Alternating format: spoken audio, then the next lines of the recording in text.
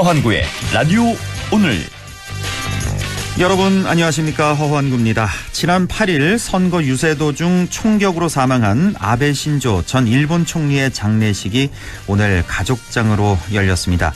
일본 정계 주요 인사가 참석했고요. 우리 정부는 머지않아 열릴 예정인 공식 합동 추도식에 한덕수 국무총리와 정진석 국회 부의장 등 대통령 특사 성격의 조문사절단을 일본에 파견한다는 방침입니다. 윤석열 대통령 역시 주한 일본 대사관이 마련한 국내 분향소를 찾아 직접 조문하겠다는 뜻을 밝혔는데요. 이를 두고 또 논란이죠. 일본 우익의 상징이자 한일 관계 악화의 대표 인물인 아베 전 총리를 직접 조문하는 게 맞냐는 건데요. 한일 관계 복원을 위한 차원이라지만 과연 현직 대통령이 직접 조문해야만 하는 걸까요? 일본 정부가 역대 한국 대통령 장례에 보낸 최고위 인사는 현직도 아닌 전직 총리였습니다. 7월 12일 화요일 라디오 오늘 광고 듣고 시작합니다.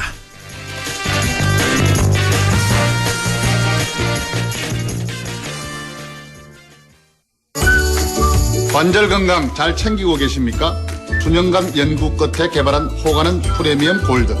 관절은 물론 뼈 건강까지 생각했습니다. 관절을 튼튼하게, 관절은 호가는 프리미엄 골드. 지금 전화주세요. 1522-6688. 건강기능식품입니다. 탄생 어드벤처러스 토레스. 나는 모험한다. 고로 존재한다. 도전을 즐기고 사랑하는 당신을 위한 대한민국 정통 SUV 토레스. 모험은 토레스로부터. 지금 쌍용자동차 전시장으로. 자, 던졌습니다. 돌직구인가요? 이건 처음 보는 철직구네요. 돌직구보다 빠른 주문과 배송 속도, 눈앞에서 확 떨어지는 가격까지. 이 놀라운 선수가 누구죠? 국내 최초 온라인 철강직구 쇼핑몰 스틸 1번가. 말씀하신 순간 철직구 오가네요. 스틸 1번가. 네, 라디오 오늘 화요일 순서 시작합니다. 일부 생활 속 법률 문제를 쉽고 명쾌하게 풀어보는 시간, 쾌도 난법. 안형진 변호사와 함께하겠고요. 2부 이슈 오늘에서는 우리 지역 의회의 전반기 의장들 만나고 있죠. 잠시 후에는 문경시 의회 황재용 의장을 연결해서 함께 얘기 나눠보겠습니다. 이어서 한 주간의 시사 이슈를 알아보는 최유한의 시사 따라잡기 준비되어 있습니다. 라디오 오늘 생방송 놓치신 분들은 유튜브로도 다시 들으실 수 있습니다. 많은 애청 바랍니다.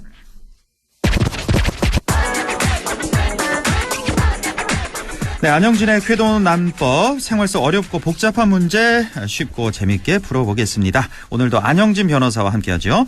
안 변호사님 안녕하십니까? 네, 안녕하십니까? 예, 덥고 습한 날씨 계속되고 있습니다. 불쾌지수도 높아지면서 폭행, 상해 사건도 증가할 수 있는데요. 이번 주는 지난주에 이어서 폭행, 상해와 관련된 법률 문제에 대해서 얘기 나눠보겠습니다. 자, 여름철 많이 발생하는 게 경찰관에 대한 공무집행 방해인데요. 이와 관련해서 말씀 주실까요?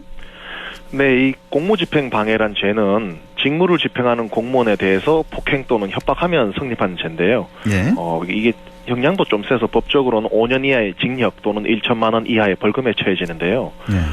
예를 들어서 이제 우리 실생활에서는 이제 술을 자시고 소란이 일어나면 이제 신고를 직접 하거나 또는 제3자가 하는 경우가 많습니다. 네. 이제 그러면 경찰관이 출동해서 자제를 시키고 양 당사자를 분리하고 말리는 경우가 있는데요. 서로 말 다툼하거나 약간의 몸싸움이 일어난 경우에는 당사자끼리 현장에서 경찰 와서 서로 하야하고 하면 입건되지 않고 정리되는 경우도 많습니다. 여기까지가 대개의 경우인데요. 예. 다만 이제 싸움을 말리거나 중재를 할 때 경찰관이 그렇게 하는데 저쪽 편을 든다거나 약간 좀 버릇이었네 이러면서 이 경찰관의 태도가 마음에 안 든다며 손으로 이제 경찰의 어깨를 툭 밀거나 또는 이래 자꾸 흔들거나 또 어떤 경우는 배로 이렇게 툭 미는 경우도 있으세요. 맞습니다. 예, 배로 보고 이러면서 미는데 근데 이게 우리 입장에서 생각할 땐 손이나 발로 때린 건 아니니까 문제가 되겠냐 이렇게 생각할 수 있지만 경찰관의 몸에 힘을 사용한 경우, 즉 신체에 대한 유형력을 행사한 경우에는 이게 바로 법적으로 폭행이고 바로 공무집행 방해죄로 입건되고 경우에 따라서는 현행범으로 체포되는 경우도 상당합니다. 그러니까 우리가 네. 폭행을 안 하려고 왜 배로 네. 이렇게 미는 경우 있잖아요. 그렇습니다. 손 쓰지 않고. 네. 이거 우리 저 프로야구 감독들도 예전에 왜 배로 이렇게 밀면서 심판한테 항의하고 그런 예, 장면 맞습니다. 생각나는데. 예. 아, 배로 미는 것도 이거 폭행입니까? 확실히? 예, 그렇습니다. 배로 아. 미는 자체가 뭐 일반인한테 하면은 그냥 폭행이고 경찰관한테 업무 집행 중에 하면은 공무 집행 방해가 되죠. 뭐 배 나온 사람이 밀면 폭행이고 배 안 나온 사람 밀면 폭행 아니고 이런 거 아니고요? 아, 예, 그거는 예, 뭐 예, 그건 다 폭행에 해당합니다. 아, 이거 알아두셔야 되겠네요. 예. 네네. 예. 예. 그래서 이제 이 공무집행 방해죄라는 게 일반 폭행죄보단 당연히 가중되어 처벌되는데요. 네. 초범일죄라도 경우에 따라서는 징역형의 집행유예형이 선고되기도 합니다. 예. 근데 뭐가 중요하냐면은 예. 이제 공무원이나 공공기관, 은행, 뭐 방송, 기업 등에서는 징역형의 집행유예를 선고받으면은 뭐 회사 내부 징계를 받는 수준이 아니라 아예 법률상이나 또는 회사 내규상 당연퇴직하는 경우가 당연퇴직. 많습니다. 해고되는 거죠, 한마디로. 그렇죠. 그냥 예. 당연히 뭐 그냥 그 사유가 발생하면 퇴직 퇴직. 처리되는 겁니다. 예. 그래서 한순간의 흥분으로 직업을 잃는 경우가 있는데요. 예. 그래서 다른 경우도 그렇지만 특히 경찰관이 출동했을 때에는 더더욱 흥분을 가라앉히고 분노 표출을 좀 더 조심할 필요가 있습니다. 예. 그리고 덧붙여 경찰에게 항의한다고 좀 욕설까지 하는 경우도 있는데요. 맞아요. 예. 이 경우는 형법상 모욕죄까지 추가돼서 훗날 정말 후회를 하는 경우가 많습니다. 모욕죄. 우리가 지난 시간에 예, 했었죠, 모욕죄. 맞습니다. 어떤 뭐 공공연한 그런 장소에서. 그러니까 그렇습니다. 1대1로 이렇게 욕하면은 모욕죄 성립 안 되는데 주변에 뭐 2명, 3명 이상 예, 다른 그렇습니다. 사람들이 있었을 때 모욕죄가 성립한다는 거. 그렇습니다. 예. 공연성이 요건이 때문이고요. 공연성. 예. 이 더더군다나 일반인 상대 폭행이나 상해 같으면은 합의를 보면은 처벌을 폭행 같은 건 아예 안 받고 뭐 맞아요. 상해는 경우에 따른 강경 받는데 예. 공무집행 같은 경우에는 경찰관들이 원칙적으로 합의를 안 봐줍니다. 아, 그래요. 예, 원칙적으로. 그래서 이 공권력을 좀 보호해야 된다 이런 내부적인 방침이 있지 않나 생각하는데 그럼요. 여튼 예. 합의를 아무리 꾸란고 빌어도 안 봐주니까 예. 우리가 더더욱 이제 주의할 필요가 있다는 거죠. 그러니까 우리가 왜 저기 사건 뭐 이런 거 뉴스를 보면은 경찰의 공권력이 상당히 실추되는 그런 경우들 보잖아요. 뭐 예, 사람들 예. 왜 경찰 우습게 알고 절대 그러면 안 됩니다. 이게 좀 관련법이 보니까 굉장히 세네요. 예, 아까 그러니까. 그 이 공무집행방해죄 이거 뭐 5년 이하의 징역, 그렇습니다. 1,000만 원 이하의 벌금이니까 예, 생각보다는 상당히 중요한 범죄라는 거. 이 공무집행방해죄. 그렇습니다. 공무집행방해죄로 집행유예 이상 선고받으면 직장에서 바로 해고되는 경우가 많다는 거. 이거 예, 명심하셔야 되겠네요. 예. 네네 그렇습니다. 일단 경찰이 출동했다 그러면 다 이렇게 조신하게 있는 게 최고일 것 같습니다. 그렇습니다. 네. 예. 자, 그리고 또 우리가 뉴스 보다 보면 뭐 폭행 상해 흔히 듣는데 네. 여기에다가 왜 특수자가 앞에 붙는 경우가 있어요. 네. 특수 폭행이다. 특수 상해다. 이런 말이 많이 나오는데 네. 이거는 일반적인 폭행 상해와는 또 어떻게 다른 겁니까? 일단 모든 범행에 있어서 특수자가 들어가면은 네. 많이 가중처벌된다 이렇게 일단 예. 보면 되는데요. 예. 특수폭행, 특수상해라고 하면은 뭐 우리 생활에서 동떨어진 그리고 범죄 집단들이나 하는 범행이다 이렇게 좀 착각하시는 분들도 적지 않은데요. 반드시 맞아요. 그렇지는 않습니다. 어. 일단 일반 폭행이나 상해 특수라는 추가 명칭이 붙기 위해서는 네. 그 법에 규정되어 있는데 단체 또는 다중의 위력을 보이거나 또는 위험한 물건을 휴대해서 폭행 또는 상해를 가하면 특수폭행, 특수상해가 됩니다. 아, 그래서 예. 단체 얘를- 또는 다중의 위력. 예. 그러니까 왜 저 집단 폭행 같은 거 말씀하시는 거죠? 그것도 집단으로 물론 이제 포함이 하는 거 되는데요. 포함되겠죠. 예. 다만 이제 뭐 이런 어떤 위세를 보여서 나 어디 뭐 폭력 조직이야 이러면서 뭐 옆에 아. 이렇게 쭉 세워놓고 자기만 때린다든지 아. 이런 것도 단체 위력을 보이는 경우가 되겠죠. 한 명만 폭행을 하더라도 예, 그렇지만 옆에 주위에 쭉, 사람들이 있어서 딱 위력. 이렇게 막 문신 보이면서 막 위협하고 어. 이러면은 그게 이제 단체 또는 다중의 위력을 보이는 경우를 할 수 있습니다. 예, 이런 경우 이제 특수가 예. 붙는다. 특수 그런데 폭행. 이런 예. 경우는 사실 일상생활 속에는 많이는 일어나지 않는데요. 네, 예. 문제는 이제 위험한 물건을 휴대해서 폭행 내지 상해를 가한 경우입니다. 아, 우리가 왜 싸우다 보면 싸우다 보면 주변에 왜 물건들 이렇게 들어서 그렇습니다. 폭행하는 경우 있잖아요. 이거 말씀하시는 것 같은데요. 맞습니다. 그래서 예. 이 위험한 물건을 휴대해서 폭행 내지 상해를 가하면 그만큼 이제 결과적 위험성이 커져서 가중처벌하는 것인데요. 아, 예. 뭐 예를 들어 칼, 네. 낫, 뭐 야구 방망이 등이 위험한 물건이란 점에는 의심의 여지가 없습니다. 그럼요. 예. 그런데 우리 흔히 쓰는 휴대폰이 위험한 물건에 해당할까요? 아, 휴대전화는 항상 이 손 근처에 있으니까. 그렇죠. 이거 뭐 이거를 사용할 경우가 많을 것 같은데. 이거 뭐 위험하냐 이런 의문이 있을 수 있는데 실제로 우리 안동 관할 지역에서 그런 사건이 발생한 적이 있는데 언쟁 끝에 이제 지 아는 사람에게 휴대폰을 던져서 상해를 가한 사안이었어요. 아, 예. 그래서 이게 여기서 굉장히 고민을 했는데 1심 재판부에서는 이를 특수상해로 인정했습니다. 아, 휴대전화도 특수상해에 들어가는군요. 예, 다시 말해서 휴대폰도 형법상 위험한 물건에 해당하는 결론이었는데요. 위험할 수 있죠. 이거 모서리를 확 찍거나 하면은 그렇죠. 예. 그 요즘 휴대폰은 또 모서리가 둥근 게 많은데요. 예. 그럼에도 불구하고 그때 제가 아는 그 휴대폰은 둥근 휴대폰이었습니다. 그런데도 불구하고 그렇습니다. 그래서 이 대법원의 판례에 의하면은 뭐 깨진 맥주병은 물론이고 깨어지지 않은 맥주병, 파리약 유리병, 마요네즈병, 쪽과이도 모두 위험한 물건에 해당한다고 판단을 하고 있습니다. 그 마요네즈 유리병 말하는 거죠? 그렇습니다. 고무병 같은 그런 거 말고.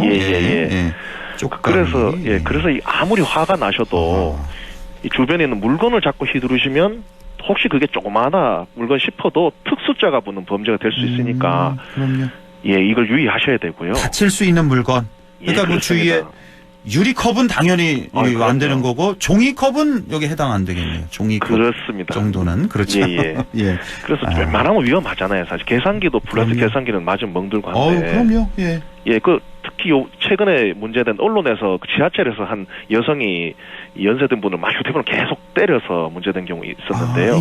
그것도 특수상해가 이제 그렇게 된 겁니다. 아, 그게 바로 특수상해. 그렇습니다. 그래서 특수상해가 된 거고요. 이 또 하나 문제는 특수상해의 경우에는 벌금형 규정이 없다는 것입니다. 오, 그래요? 높군요, 이게. 이게 특수폭행 같으면 뭐 합의되고 자백하고 반성하고 여러 정상이 있으면 벌금형을 선고할 수도 있는데 특수상해의 경우에는 아무리 강경해도 징역형 내지 집행유예만 선고할 수 있다는 점이죠. 그러니까 뭐 어떻게 하다 특수상해죄로 입건이 돼서 기소가 돼버리면은 최소한 아무리라도 집행유예가 거의 난다는 거죠. 그래서 공무원 같은 당연 퇴직되고 일반 사기업도 퇴직당할 수 있다는 점인데요. 그래서 더더욱 조심을 해야 됩니다. 또 하나 좀 주의하셔야 될 점, 오늘 계속 주의할 점만 말씀드리는데요. 알아둬야 됩니다, 이런 거. 이거 정말 중요합니다. 폭력행위 처벌에 관한 법률에 규정이 되어 있는데, 이 폭행이나 상해를 또 2명 이상이 공동으로 같이 하면은, 그 형의 2분의 1까지 가중할 수 있다는 점입니다. 가중한다? 그렇습니다. 높아집니다. 그리고 예를 들어서 술자리에서 이렇게 친구하고 이제 먹고 있다가 옆에 사람이 또 시비 걸거나 밀고 당기고 하니까 당연히 좀 항의하거나 말리를 하다가 뭘 하거나 상대방을 밀었다. 이래버리면 법적으로는 이인이 공동했다라고 봐서 폭처법상의 폭행 내지 상해로 처벌되는 경우가 많습니다. 그래서 싸움이 나서 말릴 때에도 굉장히 조심해야 됩니다. 아, 그렇군요. 그러니까 내 친구가 어떤 사람하고 싸우고 있다. 말리러 갔다가 말리다가 어떻게 한 대 맞아서 자기도 한 대 때리고 이러면 이제 공동폭행이 되는 거군요. 그렇습니다. 아, 말리러 가면 끝까지 말리기만 해야 된다. 말릴 때는 자기 친구만 자꾸 떨어뜨리든지 해야지 저 사람을 밀어버리면은 그거는 공동으로 의율될 가능성이 있어서 좀 조심을 하실 필요가 있습니다. 말리러 갈 때는 상대방하고는 최대한 접촉하지 않게 우리 편만 이렇게 좀 말린다거나 띄워놓는다거나 이런 식으로 해야 접촉이 없을 테니까 상대방하고. 이것도 알아둬야 되겠네요. 자, 그러니까 뭐 2인 이상의 폭행할 때 이 특수자가 붙을 수 있고 또 주변에 어떤 물건을 사용해서 폭행하게 되면은 이것도 역시 특수폭행이 될 수 있다. 자, 폭행, 특수폭행, 특수상해에 대해서 알아봤고 하나만 더 하죠.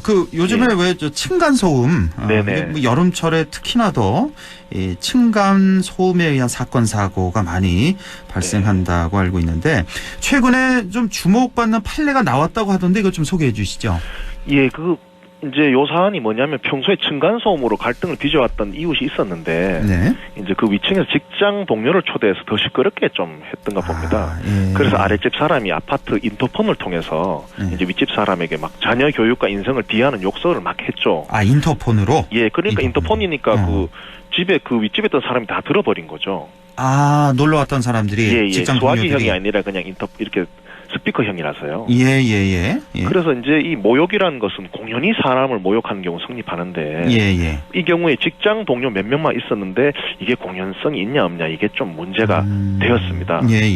그래서 이제 대법원은 공연성이라고 하면 보통 불특정 또는 다수의 사람을 의미하고 또는 이제 불특정 또는 다수의 사람에게 전파될 가능성이 있으면은 몇 명에게만 이렇게 해도 공연성을 충족한다고 해서 이른바 전파성 가능론을 근거로 공연성의 개념을 비교 널리 보고 있는데요.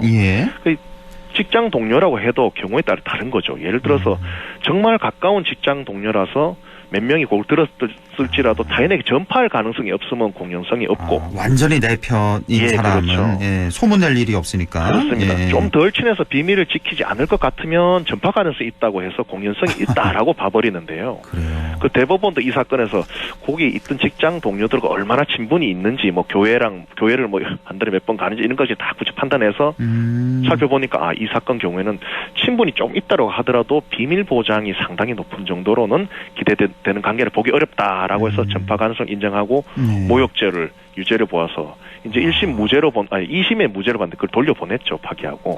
그래요. 좀 굉장히 논란스러웠는데 이게 이제 그래서 이제 위층에 다른 손님들이 와서 쿵탕거리고 시끄럽다고 인터폰으로 이제 걸어서 욕설을 막 해버리면 경우에 따라서는 모욕죄가 성립할 수 있고 그렇지 않더라도 뭐 상대방의 이제 직장 동료나 친지들이 있는데 그 앞에서 욕설을 하거나 명예훼손적 발언을 하면은 이때도 이제 몇 명 안 될지라도 전파 가능성이 인정돼서 모욕죄 내지 명예훼손죄로 처벌받을 수 있다는 점 또한 기억하시면 좋을 것 같습니다. 알겠습니다. 오늘도 아주 내용이 너무나 좋았습니다. 오늘 이렇게 해서 이제 공무집행방해죄에 대해서 자세히 알아봤고 특수폭행, 특수상해 그리고 층간소음에 관한 이 판례까지 전해주셨습니다.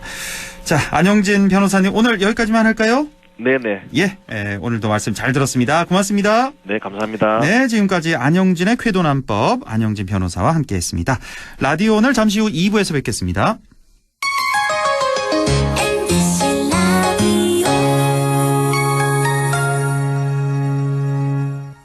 가구 살 땐 꼭 한번 가보자.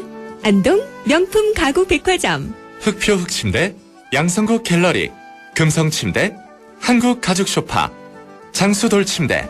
다양한 브랜드 가구를 한 곳에서 쇼핑할 수 있는 대형 가구 전시장. 안동 명품 가구 백화점.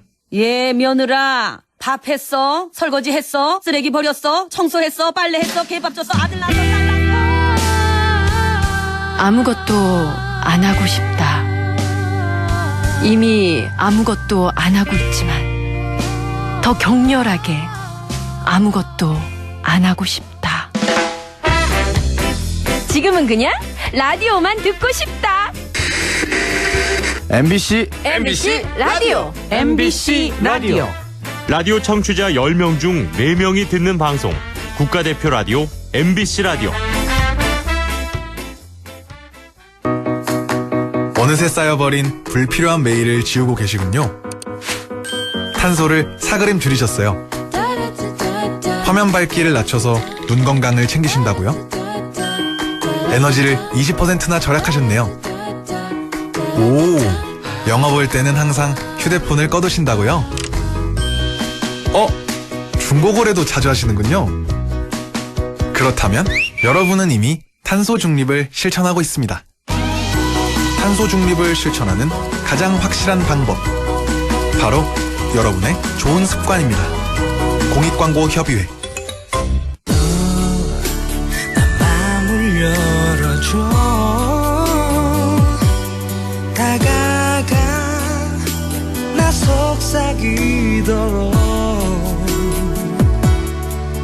언제나 내 생각으로 행복해야 해요.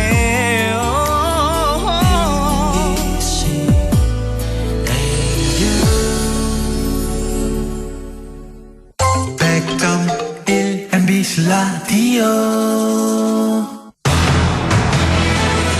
네, 6시 24분 38초 지나고 있네요. 이슈 오늘 시작합니다. 이달부터 지역의회가 출발했죠. 지역의회마다 의장단 선출과 원구성을 마치고 새로운 출발을 했는데요. 우리 지역 의회 전반기 의장으로 선출된 분들 만나보고 있습니다. 오늘은 문경시 의회 황재용 의장을 연결해서 얘기 나눠보겠습니다. 황재용 의장님 안녕하십니까? 네, 안녕하세요. 반갑습니다. 예, 반갑습니다. 전반기 의장으로 선출되셨는데 먼저 축하드리겠고요. 아이고, 감사합니다. 예, 의장 선출 소감부터 좀 여쭤볼게요. 예, 우리 문경시의 의장이라는 우리 영광스러운 기회를 주신 우리 동료 의원님들과 문경 시민 여러분께 너무나 고맙고 감사드립니다. 한편 우리 코로나19 침체된 문경 경제와 지속되는 인구 감소와 같은 시급한 현안들이 많아 어깨가 많이 무겁습니다만 전반기 우리 문경시 의장으로서 동료 의원들과 그리고 시평구 공무원과 힘을 합하여 문경 발전을 위해 최선을 다해 쉴 틈 없이 달려나가겠습니다. 예, 고맙고 기쁘지만 어깨가 정말 많이 무거우실 것 같습니다. 예. 자, 문경시 의회 구성 좀 먼저 여쭤볼게요. 그 의원님들이 총 17명인가요? 아닙니다. 문경은 10분입니다. 아, 의원이요? 예. 문경시 의회가? 예, 그렇습니다. 10명이고? 7분이고, 예.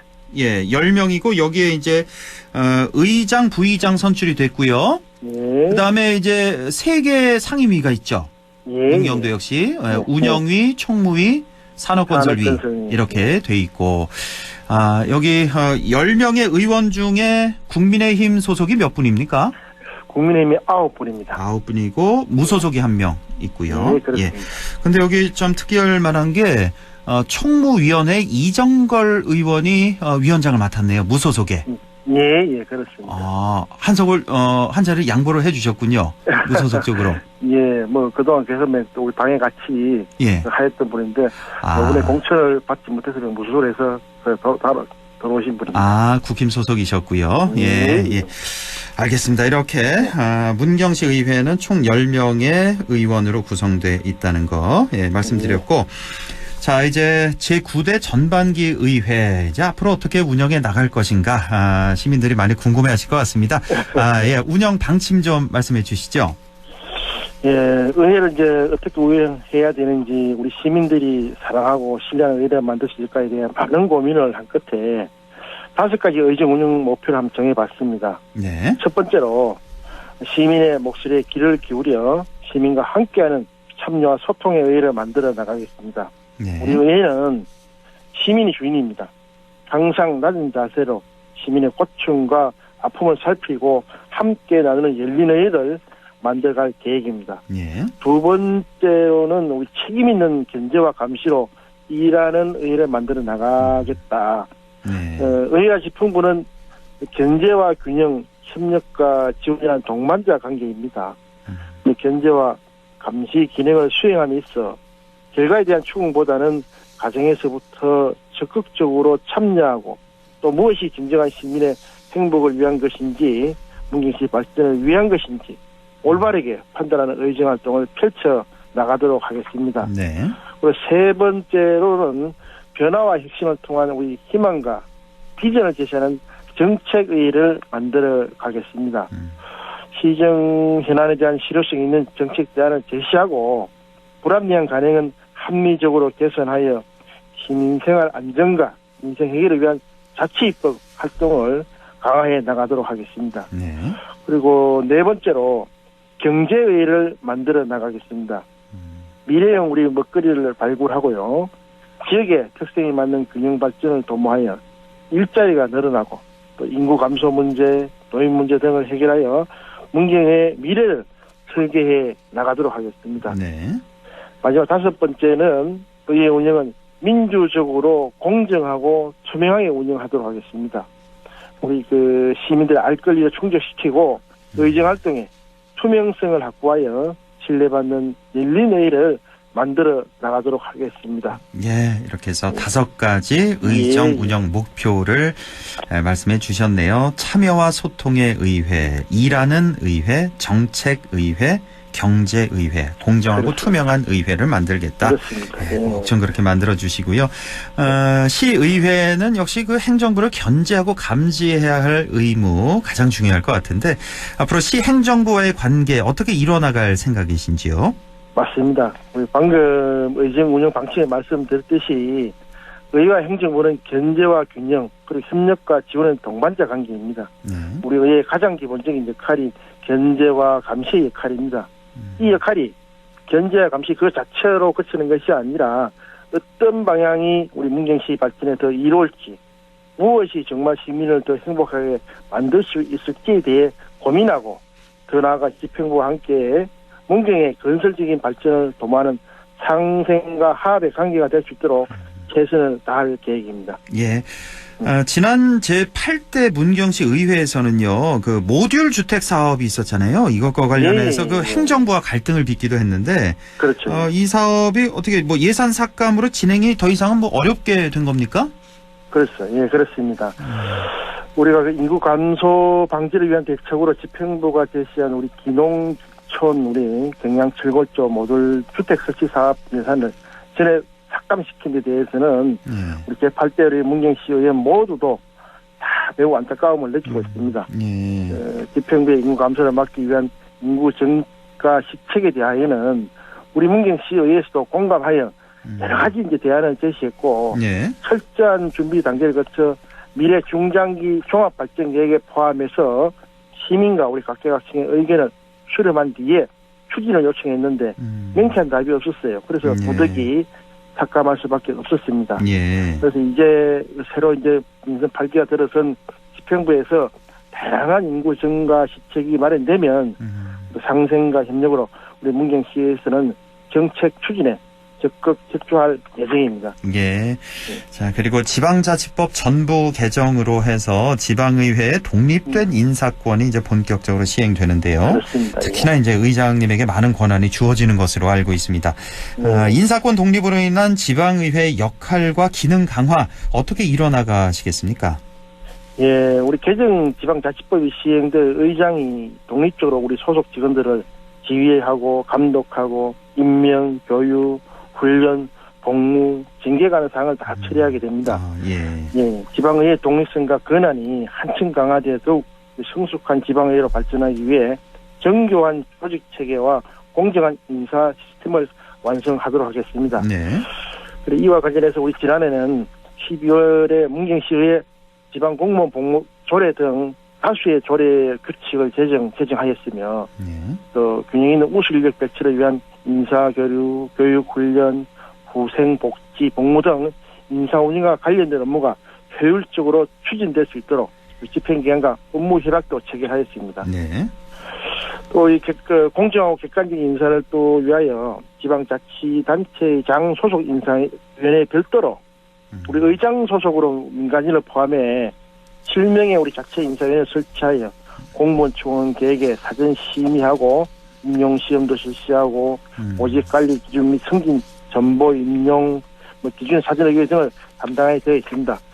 이러한 준비를 통해서 의회 인사 자율성이 확보되고 이를 바탕으로 우리 시의회에서 적합한 우수 인력도 확보하고 정책 지원 역량 강화를 위해 기존 사무국 직원에 대한 교육으로 우리 소속 공무원들의 전문성이 강화되어 집행기관에 대한 견제와 감시 역할이 보다 효과적으로 이루어질 것으로 기대하고 있습니다. 그렇네요. 정말 지방자치가 한층 더 강화될 것으로 잘만 운영이 된다면 이렇게 생각이 드네요. 지금 그 문경과 상주 지금 약간 갈등이 있는데 상주에서 그 공설 추모공원 조성을 한다면서요. 이걸 두고 이제 갈등하는 모습. 자, 이 문제 어떻게 해결해야 되겠습니까? 예, 우리 상주시가 우리 문경시 우리 도심 근처에 낙골당과 우리 수목장님을 조성하는 대규모 추모공원을 조성하고 있습니다. 예, 우리는 이제 문경시의회에서는 문경시의 지역 발전을 우리 저해하고 우리 시민들의 쾌적한 삶의 질을 떨어뜨리는 상주시 공설 추모공원 조성 사업 계획을 우리 상주시장님과 상주시의 의장님에게 전면적인 재검토를 요구하였습니다. 공설 우리 추모공원으로 이름이 명명되어 있으나 종합 장사 시설로 이제 혐오 시설입니다. 인접적 우리 시군의 혐오 시설을 설치할 때는 시군에 사전 우리 통보에 협의하고 공청회를 통해 우리 주민에게 수렴하는 게 당연한 절차였는데 그렇지 못했습니다. 대규모 우리 추모공원 조성 사업을 추진하면서 사전 협의와 주민 의견 수렴 없는 사업 추진은 절대 반대합니다.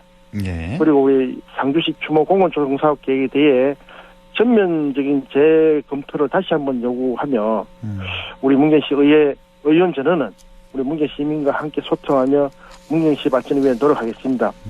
단 다행스러운 것은 예. 우리 경상북도에서 장사시설 설치 및 지원에 관한 조례 및 시행 규칙을 마련하여 분쟁 조정을 위한 협의회를 구성하여 조정할 예정으로 알고 있습니다. 예. 우리 갈등의 해법을 대한 슬기롭고 합리적인 결과가 나오기를 우리 문경시에서 기대하고 있습니다. 그렇죠. 예, 합리적인 결과가 나와야 될 텐데 그 예정지가요. 그 예. 문경 시내에서 한 직선거리로 어느 정도나 떨어져 있습니까? 우리가 그 시청 주변에 예. 모전동이라는 데서 모전동? 500m도 안 떨어져 있습니다. 아, 모전동에서 500m도 안 떨어져 있어요. 예, 그렇습니다. 예. 위치가 그럼 상당히 가까운데. 예, 바로 붙어 있습니다. 이 종합 장사 시설이라고 하셨는데요. 예, 예. 구체적으로 뭐 화장장도 뭐 들어온다는 겁니까? 어떻게 되는 거죠?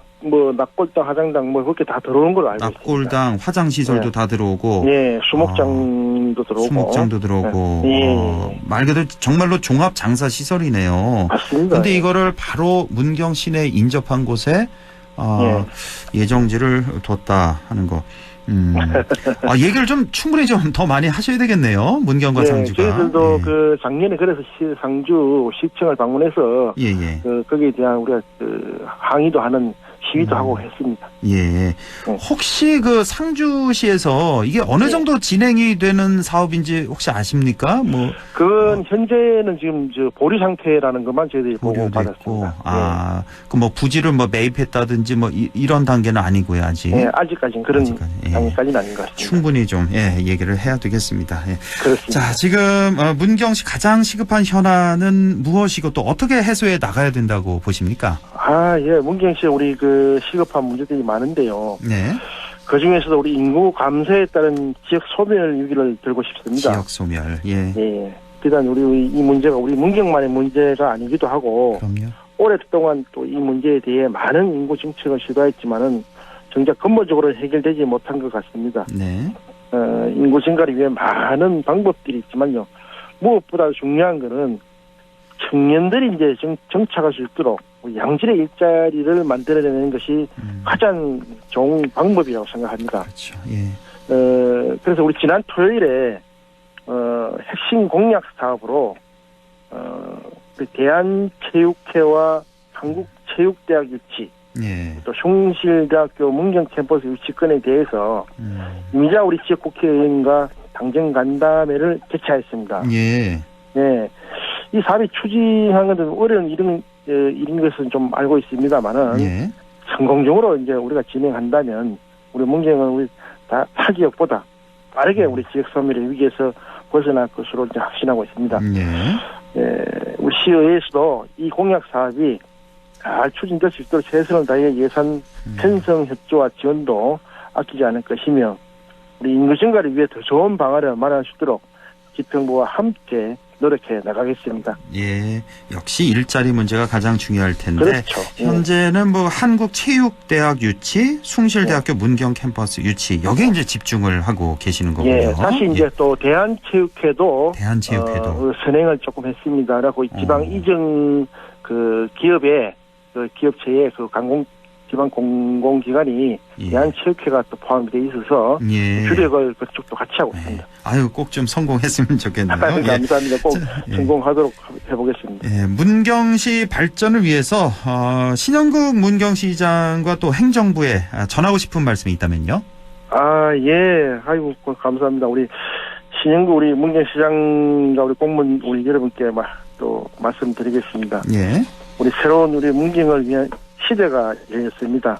우리 문경 시민들이 8개 문경 우리 시장과 부대 우리 문경 시의회에 그는 기대도 크고 추진해야 할 일들이 굉장히 많습니다.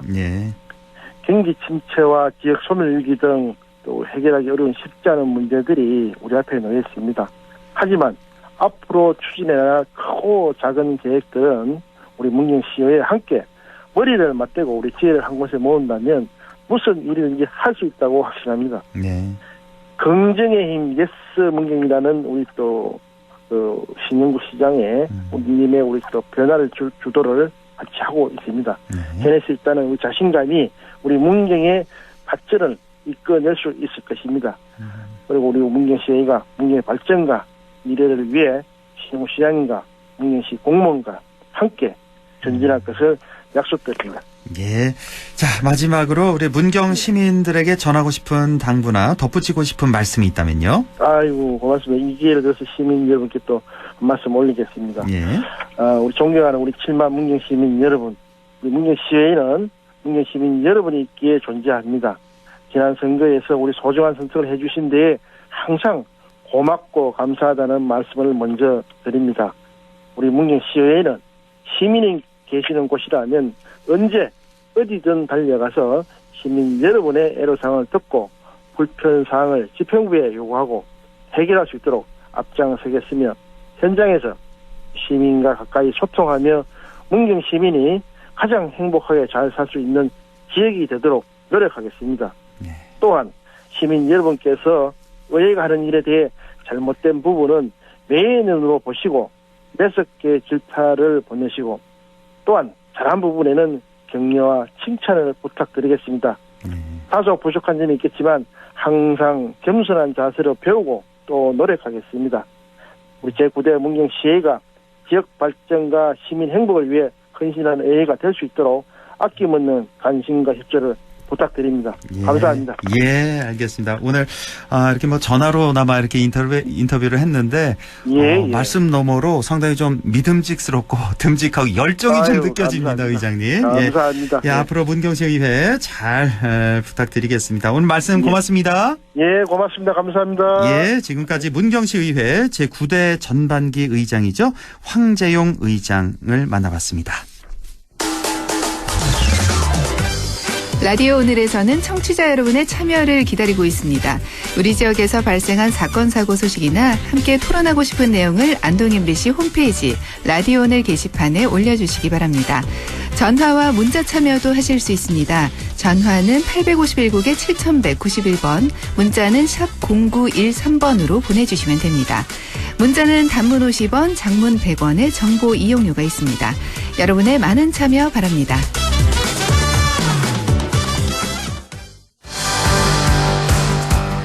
네, 꼭 알아둬야 할 시사 이슈 함께 얘기해보죠. 최요한의 시사 따라잡기 시작합니다. 전후 세대 출신의 첫 번째 총리이자 전후 최연소 총리 그리고 역대 최장기간 집권한 일본 총리였던 아베 신조 전 총리가 참의원 선거 이틀 앞둔 지난 8일 전직 해상 자위대원에 의해서 피격 사망했습니다. 오늘은 아베 신조 전 총리와 일본 정치에 대해서도 알아보겠습니다. 최요한 시사평론가와 함께합니다. 안녕하십니까? 예, 반갑습니다. 최요한입니다. 네. 자, 우선 아베 전 총리가 어떤 사람인지 대략적으로 좀 정리해 주시죠. 예, 1954년 출생이니까 67세예요. 예, 67세 유명을 달리한 겁니다. 예. 그 외무장관 출신 아베 신타로와 A급 전범 용의자이면서 전후 총리 대신을 역임했던 유명하죠. 기시 노부스케의 손녀 기시 요코 사이의 둘째 아들로 태어났습니다. 그러니까 근데 이제 이 집안들이 좀 이상한 게 그 친할아버지인 아베가는 굉장한 반전 평화주의자였어요. 예. 그런데 이제 46년 총선 준비하다가 심장마비로 사망해서 일본 정치 질서에 영향을 미치지 못했는데 그에 따라서 아버지 그 아베 신타로 역시 친한파 정치인이었습니다. 그런데 아시다시피 기시노부스케 외할아버지는 A급 전범 용의자거든요. 부부예요, 부부. 그러네요. 예. 그 정작 아베는 이 친가보다 외가 쪽 정치 사상에 어렸을 적부터 굉장히 큰 영향을 받았다. 고등학교 때 그 문제 가지고 담임 선생님이랑 막 싸우고 난리가 났었다고 이런 얘기도 있어요. 그래요? 그리고 기시노부스케 외손자라는 것에 대해서 굉장히 자랑스럽게 생각했다라고 합니다. 참 특이하군요. 친할아버지는 완전히 반전 평화주의자고 외할아버지는 완전히 극우고 A급 전범 용의자고 자 이런 태생의 배경이 있는 아베 신조 전 총리. 자 그러면 아베가 본격적으로 정치에 입문하게 된 것은 또 아버지 비서로 시작했다고요? 맞습니다. 1993년에 아버지의 지역구인 야마구치현 제1선구에 출마해서 당선하면서 국회에 입성했는데 아버지가 췌장암으로 사망했거든요. 예. 그러니까 아베 신따로요. 예. 근데 아버지랑 사실 뭐 관계가 좋지는 않았다라고 해요. 그래서 외가 쪽이랑 더 친한 거 아니냐 뭐 이런 얘기가 있는데 국회의원이 된 후 출세길이 되어준 사람이 바로 고이즈미 주니치로 전 총리입니다. 그 고이즈미 총리. 그 혹시 왜 단발머리 비슷하게 약간 긴 맞습니다. 흰 머리에 보통 일본에서 세습 의원에 대해서는 크게 이렇게 이제 뭐 쳐주지 않는데 자민당 간사장 대리가 됐어요. 아베 신조가. 이것도 이제 뭐 6선, 7선 돼야 되는데 3선 만에 됐기 때문에 굉장히 고속 출세한 거죠.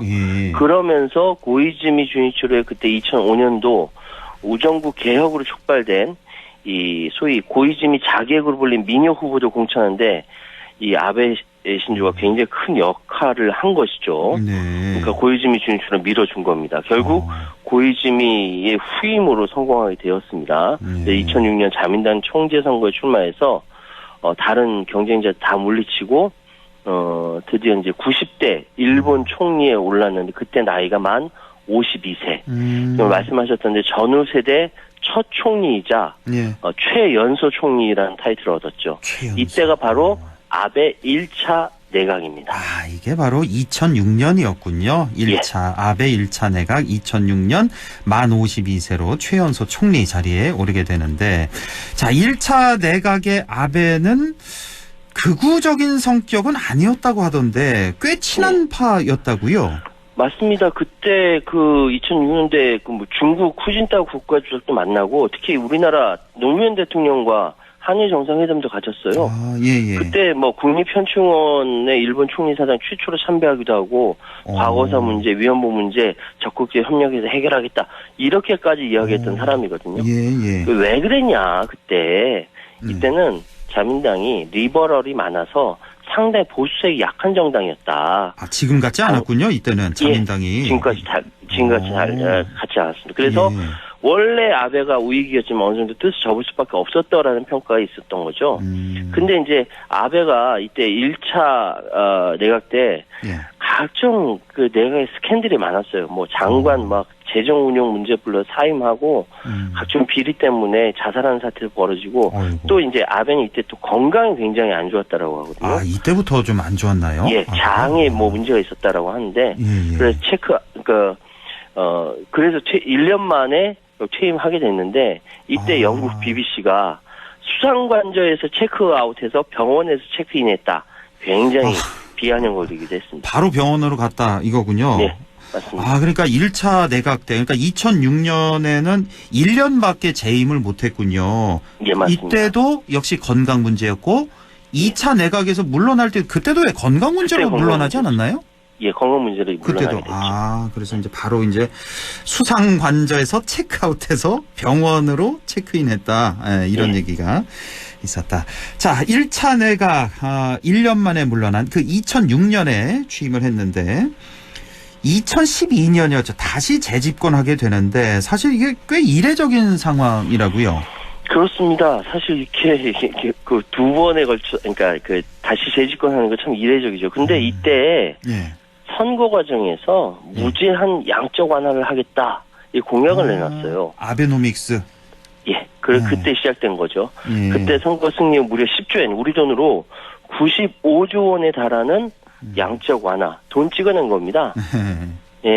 아베 재집권은 이후에 2014년에 3차 내각, 2017년 4차 내각까지 이어지면서 일본 국민들한테 좀 자신감이 떨어져 있었던 일본 국민들에게 좀 자신감을 좀 좀 이렇게 강한 일본 하면서 방향을 제시했고요. 이때가 이제 잃어버린 20년 한창 얘기 나오던 때잖아요. 그렇죠. 그거 뒤집겠다라고 얘기했던 거죠. 그런데 문제는 아베가 이때 2차부터 그러니까 이후에 이제 2차 내각하고 3차, 4차 가면서 점점 주변 국가들이랑 사이가 안 좋아졌죠. 센카쿠 열도, 독도 막 물이 일으키고 그때 내부에서는 도쿄올림픽 유치라든지 오사카 엑스포 유치 등 인기 정책을 펼쳤던 거죠. 그래서 90대 총리 제1차 그리고 96, 97, 98대 총리를 지내면서 역대 최장기 일본 내각 총리가 되었던 거죠. 그러니까 일본 국내에서는 꽤 인기 있었던 당시 총리였는데 그렇습니다. 대외적으로 이제 주변에 이제 우리나라 뭐 중국과는 상당히 좋지 않았던 그 시절을 보내게 되는데 사실 아베 집권 후에 아베노믹스가 일본 국민들의 호응을 받으면서 완전히 성공하지 못했지만 또 그나마 일본 경제 지금까지 이어온 것도 이 아베노믹스 덕분 아니냐 뭐 이런 얘기도 있다면서요. 맞습니다. 사실 이제 아베노믹스에 대한 평가는 워낙 다양하기 때문에 지금 이렇다 저렇다 이야기하기는 어렵습니다만 그나마 지금 일본이 버티는 것은 아베노믹스 때문이라는 평가가 많죠. 이제 핵심은 무제한적인 양적 완화, 돈 찍어낸다는 것이고 정부 지출을 한다라는 것이고 구조개혁이라는 소위 세계의 화살이라고 얘기합니다.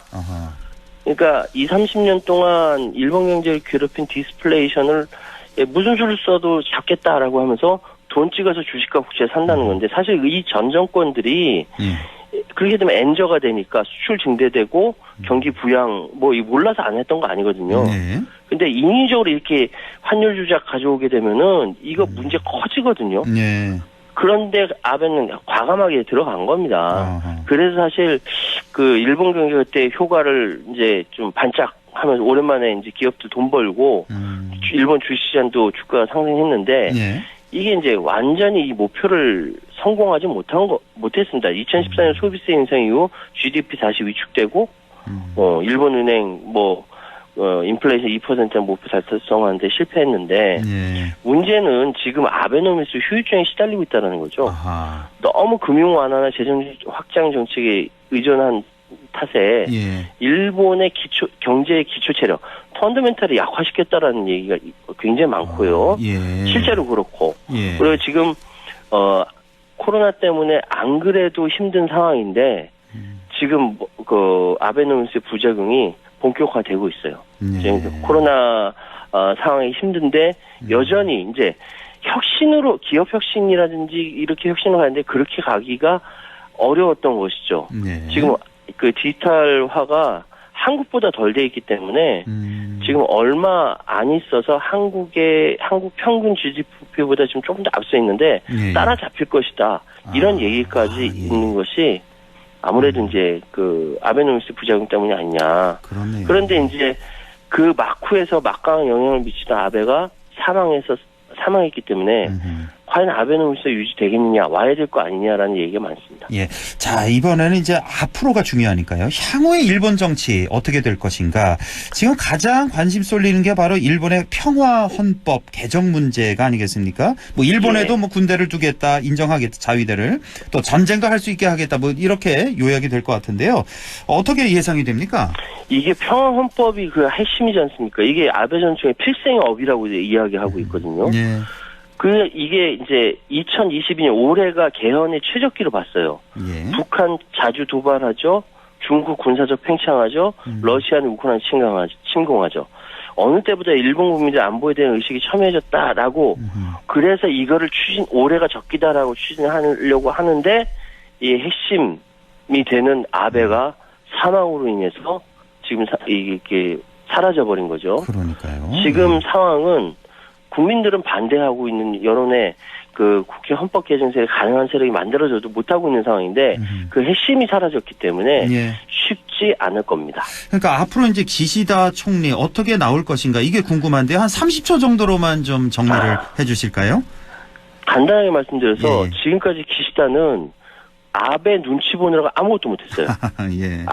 아베 시키는 대로 했기 때문에. 근데 이제 바뀌었기 때문에 당내 역학 구도가 바뀔 수 있는데 이거는 향후에 어떤 인물이 내각에 중용되는지에 대해서 따라서 달라질 거다. 그래서 한국이 이제 일본과 협상을 할 때 상황을 보고 좀 신중하게 접근했으면 좋겠다. 앞으로 어떻게 될지 모른다. 이 기시다 색깔대로 갈 건지 아베 원래 그대로 갈 것인지 좀 두고 봐야 될 것 같습니다. 기시다는 상대적으로 좀 온건파니까. 상대적으로 비둘기파죠. 지금까지 아베의 눈치를 보던 기시다 본색이 드러날지 지금 당장은 아니겠습니다만 앞으로 좀 지켜봐야겠네요.